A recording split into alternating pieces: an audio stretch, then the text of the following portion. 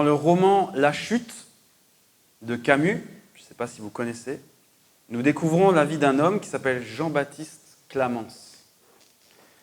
Au fil des pages de ce livre, nous sommes spectateurs que Clamence prend lentement conscience de son comportement de sa vie passée. Il est hanté par le souvenir du jour où il n'est pas venu en aide à une fille qui se noyait. Son passé devient de plus en plus insupportable pour lui. Et ce livre nous offre une mise en accusation de l'humanité et un portrait assez dégradant de l'homme moderne. C'est assez sombre, je dois dire. Et voici la façon dont Clamence appréhende l'humanité. Donc je cite le texte. « Pas d'excuses, jamais, pour personne. Voilà mon principe au départ. Je nie la bonne intention, l'erreur estimable, le faux pas, la circonstance atténuante. Chez moi, on ne bénit pas, on ne distribue pas l'absolution. On fait l'addition simplement, et puis ça fait tant. Vous êtes un pervers, un satyre, un mythomane. Comme ça, aussi sec. En philosophie comme en politique, je suis donc pour toute théorie qui refuse l'innocence à l'homme et pour toute pratique qui le traite en coupable. »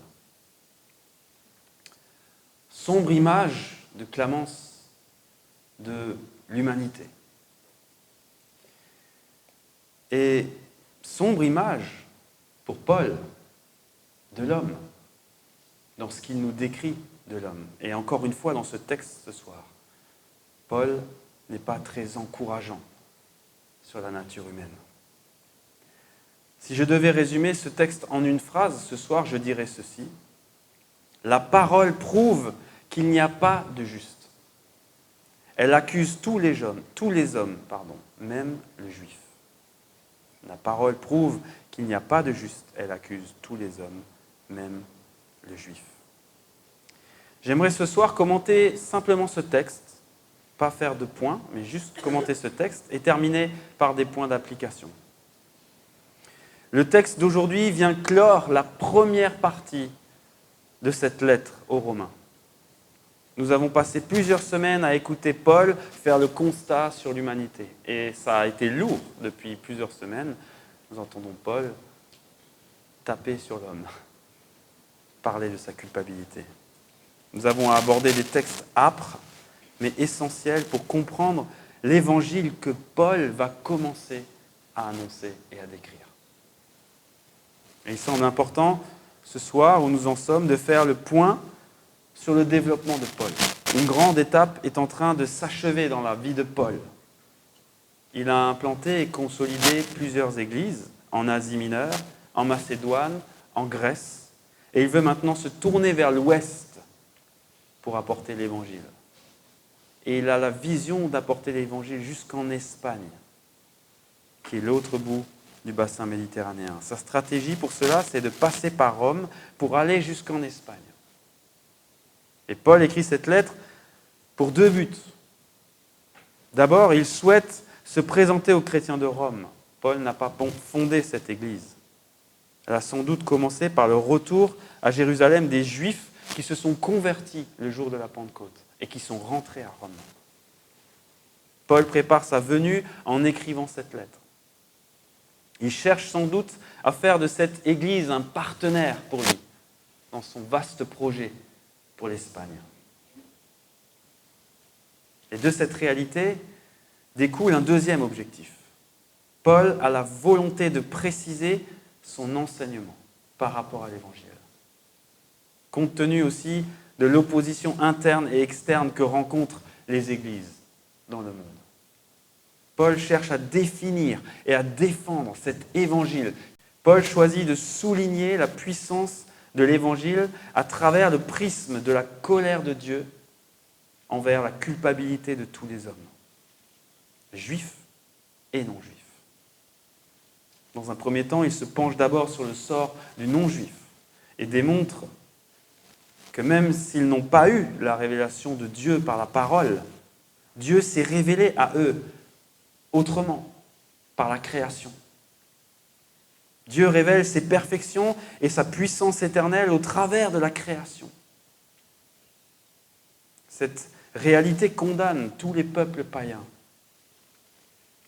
Tout en connaissant le Créateur, ils ont refusé de l'adorer pour adorer la créature. Ils sont inexcusables. Et par une longue liste non exhaustive, Paul va mettre en lumière les conséquences de l'idolâtrie du non-juif. Rapports sexuels contre nature, méchanceté, soif de posséder, envie, meurtre, querelle, ruse, fraude, rapporteurs, médisants, ennemis de Dieu, arrogants, orgueilleux, vantards, rebelles à leurs parents. Le scan que Dieu fait est sans appel. Et chacun peut s'y retrouver et s'y reconnaître. Le non-juif ne peut pas non plus se cacher derrière le fait qu'il n'a pas reçu la loi morale de Dieu. Parce que Dieu a placé en eux, dans leur cœur, sa loi. Et c'est ce que nous appelons la conscience.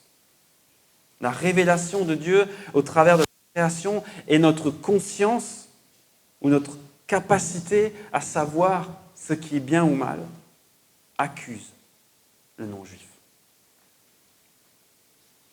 Et une fois cette culpabilité abordée, Paul se tourne maintenant vers les Juifs. Il sait qu'après avoir révélé la culpabilité des païens, les Juifs risquent de se sentir supérieurs. Et Paul va leur révéler leurs responsabilités, mais surtout leurs fautes. Si les Juifs pensent pouvoir se sauver par la loi et par la circoncision, qui est le signe de l'alliance, ils se trompent. Car tout en possédant la révélation de la loi, ils sont incapables de la mettre en pratique, ce qui rend inutile et invalide leur circoncision. Paul révèle que la vraie circoncision est celle du cœur, accomplie par l'esprit. Le juif se pense supérieur sur le plan du salut, mais il ne l'est pas, il se trompe. Il a tout autant besoin de l'évangile que le non-juif. Et tout comme Paul avait listé les conséquences de l'idolâtrie du juif, il va, dans cette section que nous allons lire ce soir,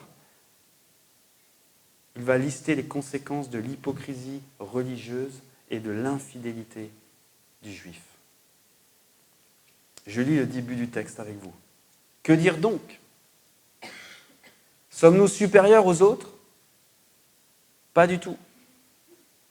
En effet, nous avons déjà prouvé que juifs et non-juifs sont tous sous la domination du péché. Paul termine son grand développement par une dernière question. Il pose cette question comme si quelques-uns encore n'auraient pas compris ce qu'il a dit depuis le début. En tant que juifs, ne sommes-nous pas supérieurs ? Es-tu vraiment sûr, Paul, que le juif n'est pas meilleur que les autres ? Es-tu sûr, Paul, que le juif est vraiment au même niveau que le non-juif sur la question du salut ? Le juif est-il vraiment coupable ? Paul veut définitivement détruire toute idée que le juif pourrait échapper à la condamnation du péché. Et sa réponse est sans appel. Sur le plan de la justification, le juif n'est pas du tout supérieur au non-juif. Il est sous la domination du péché comme le non-juif et il devra construire son salut sur autre chose. Et pour le prouver, Paul utilise l'Ancien Testament, la parole de Dieu confiée au peuple juif. Paul fait une compilation libre de quelques versets qui démontrent l'injustice des hommes. Et cette compilation, Paul l'utilise comme une sorte d'arme de destruction massive pour ceux qui résisteraient encore à son enseignement. Paul pilonne les dernières positions de ses opposants. Il martèle avec une accumulation de mots et d'expressions fortes qui ne laissent aucun espoir pour le juif. Et cela ne vient plus de lui, cela vient de la parole. Et je lis avec vous. Il n'y a pas de juste, Pas même un seul. Aucun n'est intelligent. Aucun ne cherche Dieu. Tous se sont détournés. Ensemble, ils se sont pervertis. Il n'y en a aucun qui fasse le bien. Pas même un seul. Leur gosier est une tombe ouverte. Ils se servent de leur langue pour tromper. Ils ont sur leurs lèvres un venin de vipère. Leur bouche est pleine de malédiction et d'amertume. Leurs pieds courent pour verser le sang. La destruction et le malheur marquent leur passage. Ils ne connaissent pas le chemin de la paix. Il n'y a aucune crainte de Dieu devant leurs yeux. Ta, ta, ta, ta, ta, ta, ta, ta. Paul détruit tout sur son passage. Il n'y a pas un seul juste, pas même un seul. Toute l'humanité est gangrénée par le péché. Et toi aussi, le juif. Cette contamination touche tous les aspects de l'homme. L'intelligence, le cœur, la conscience, la parole, les pieds, les yeux, la sagesse, la foi, la piété. Voilà le scan que Dieu fait sur la vie de l'homme et aussi des Juifs. La corruption est totale. Bien sûr, tout homme n'a pas commis l'ensemble de ses péchés. Mais tout homme est de nature corrompue. Et cette nature condamne l'homme face à Dieu et l'amène, pour certains, à faire le pire. Paul a dit, il y a quelques versets de cela, que le juif n'est pas supérieur, mais qu'il avait reçu un avantage, un privilège, parce que Dieu s'est révélé à lui par sa parole. Il pouvait connaître Dieu. Il pouvait être guidé par sa parole. Et Paul va en guise de conclusion prouver que cet avantage qui avait été donné pour les Juifs va maintenant se transformer en désavantage. Je lis avec vous. Or, nous savons que tout ce que dit la loi, c'est à ceux qui vivent sous la loi qu'elle le dit, afin que toute bouche soit fermée et que le monde entier soit reconnu coupable devant Dieu. En effet, personne ne sera considéré comme juste devant lui sur la base des œuvres de la loi, puisque c'est par l'intermédiaire de la loi que vient la connaissance du péché. Tout ce que dit la parole, et particulièrement les versets que Paul vient de choisir, s'adresse à ceux qui vivent sous la loi, c'est-à-dire le peuple juif. Ils sont bien obligés de reconnaître leur péché et donc leur culpabilité devant Dieu. Par sa parole, Dieu les place devant leur incohérence. Ils ont été choisis par Dieu. Dieu s'est révélé à eux, mais ils n'ont pas su honorer l'alliance. Maintenant, ils n'ont plus qu'à fermer leur bouche. Ils n'ont plus aucune excuse. Là où ils utilisaient la loi pour se dédouaner, Paul leur démontre que la loi leur a été révélée pour montrer l'état réel de leur cœur, leur incapacité à obéir. La loi est donc un moyen pour Dieu de leur montrer qu'ils ont besoin d'autre chose.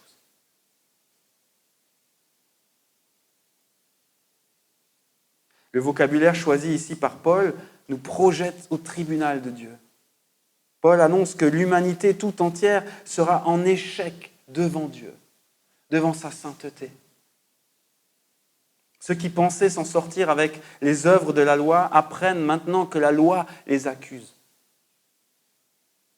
Paul place l'humanité tout entière devant sa faillite totale pour révéler la bonne nouvelle du message de Jésus-Christ.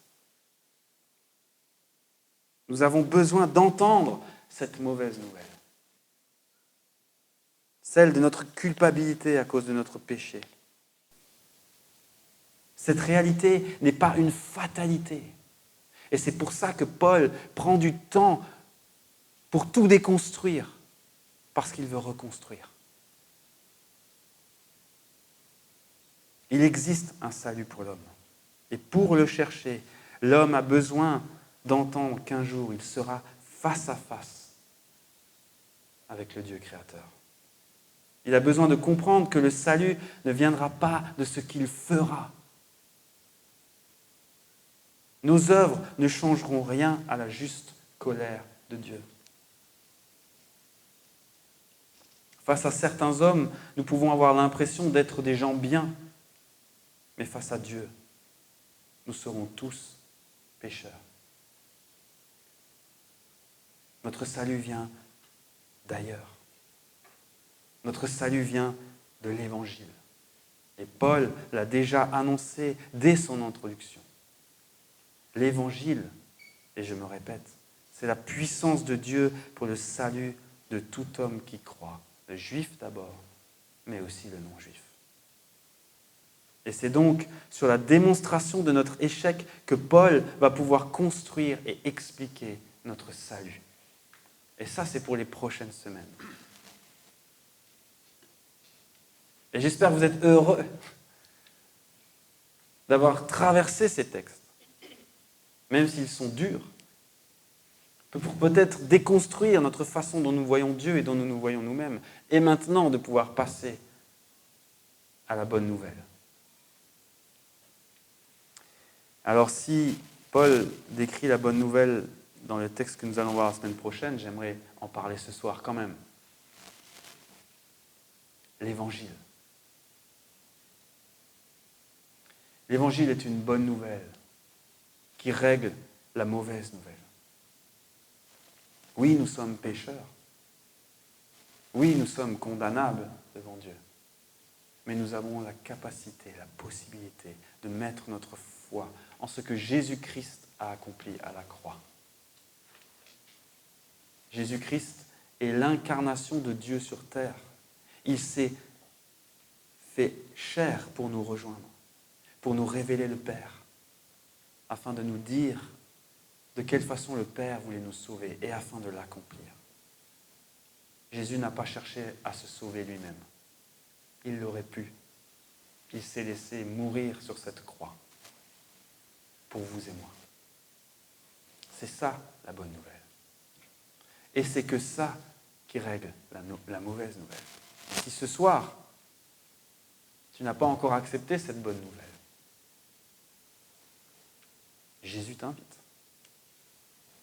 Paul vient de détruire ton raisonnement. Paul vient de te montrer combien tu es coupable devant Dieu. Mais moi, je peux t'inviter et te dire que Jésus veut te tendre une main et te sauver à travers sa mort et sa résurrection. Fais ce choix. C'est un beau choix. C'est le choix de la vie éternelle, celle qui ne s'arrête pas dans la présence de Dieu. 2 points d'application, j'essaierai d'être rapide. Si Paul détruit les raisonnements des non-juifs et des juifs de l'époque, afin de les convaincre qu'ils sont coupables devant Dieu et qu'ils méritent la colère de Dieu, Dieu cherche à faire pareil avec nous-mêmes. Nous devons abdiquer devant sa sainteté et accepter que nous sommes incapables de nous justifier. Si ce soir nous pensons encore que nous méritons l'amour de Dieu parce que nous sommes bons, nous devons absolument entendre le texte qui nous dit ce soir qu'aucun, et pas même un seul, donc pas toi, est capable de faire le bien pour te sauver. Si ce soir nous croyons que nos actions feront la différence dans notre salut, il nous faut entendre ce texte qui nous dit qu'il n'y a pas un seul juste.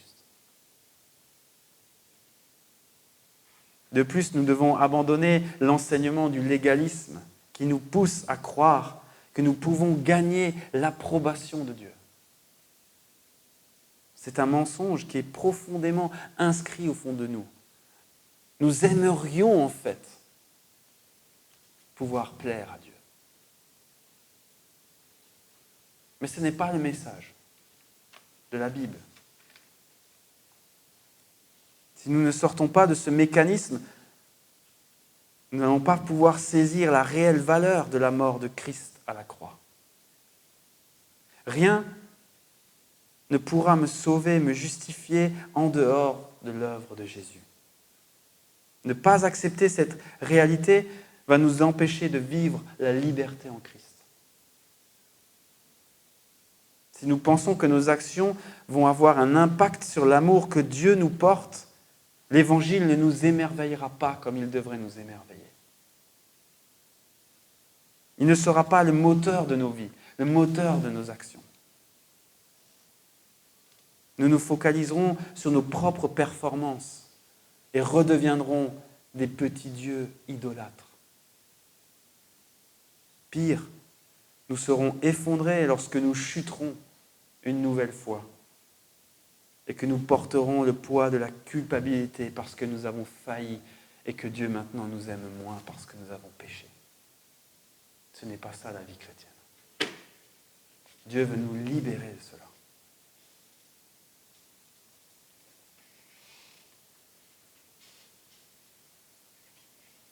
Et si nous avons besoin, nous chrétiens, d'être bien conscients qu'aucun n'est juste, à combien plus forte raison, nous avons besoin d'informer nos amis non chrétiens sur cette réalité. L'accueil et la bonne compréhension de la bonne nouvelle de l'Évangile passent d'abord par une bonne compréhension de cette mauvaise nouvelle. Si nous sommes invités par Paul à être fiers de l'Évangile, nous devons également ne pas avoir honte de la mauvaise nouvelle, c'est-à-dire de la culpabilité de tous, de la colère de Dieu. Notre Dieu est juste et sa colère l'est également. Ne gardons pas cachée cette mauvaise nouvelle parce qu'elle révèle les perfections de Dieu. Nous sommes injustes, il est juste. Et enfin, un dernier point d'application. Ces 3 premiers chapitres de Romains nous encouragent à réagir face au discours du monde qui nous entoure. N'accueillons pas les faux raisonnements du monde sans chercher à les confondre, voire à les détruire, comme ce que fait Paul. Bien sûr, nous devons être à l'écoute des gens. Bien sûr, nous devons être bienveillants. Mais nous n'avons pas à nous excuser de croire ce que la Bible dit. Avez-vous déjà eu l'occasion de discuter à bâton rompu avec des non-croyants au sujet de leur vision du monde ? Avez-vous été encouragé, découragé, limité ? Connaissez-vous les arguments des personnes qui ne croient pas en Dieu ? Y avez-vous réfléchi ? Pensez-vous que la Bible propose des solutions valables, des arguments valables ? Je crois que si nous avons confiance en la Bible et en l'Évangile, nous devrions être confiants que nous pouvons confronter nos idées et amener les gens à réfléchir. Mais si nous nous taisons systématiquement, nous confortons nos amis dans leurs propres arguments. Et nous n'aurons pas la possibilité de comprendre leur vision du monde et de la réfuter.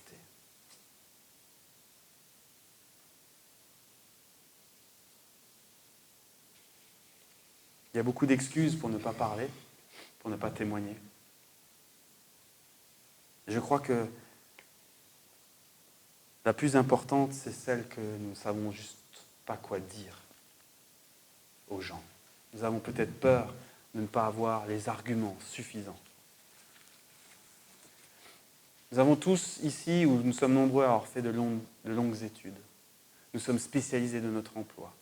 Nous maîtrisons quelque chose. Et si ce n'est pas notre emploi, c'est peut-être la musique, c'est peut-être le sport, et nous passons du temps et du temps et du temps pour perfectionner. Mais nous ne perfectionnons pas notre capacité à pouvoir répondre à ceux qui se perdent.